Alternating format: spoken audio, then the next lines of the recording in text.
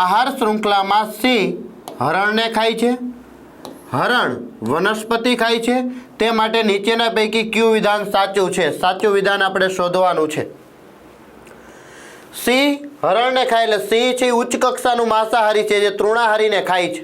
હરણ છે એ વનસ્પતિને ખાય છે. વનસ્પતિ ઉત્પાદકો છે એટલે કે ઉત્પાદકોને ખાનારું હરણ જે પ્રાથમિક કક્ષાનું ઉપભોગી, અને સી છે દ્વિતીય કક્ષાનું ઉપભોગી કહેવાય. ચલો આપણે આગળ જોઈએ. સી દ્વિતીય ઉપભોગી છે. હા, હમણાં જ કીધું કે સી દ્વિતીય ઉપભોગી છે અને હરણ પ્રાથમિક ઉપભોગી છે. આ વિધાન સત્ય છે, સાચું છે. આગળ ચેક કરીએ. સી ભક્ષક છે. હા, સિંહ ખોરાક મેળવે છે, હરણને ખાય છે, અને હરણ પ્રાથમિક ઉપભોગી છે.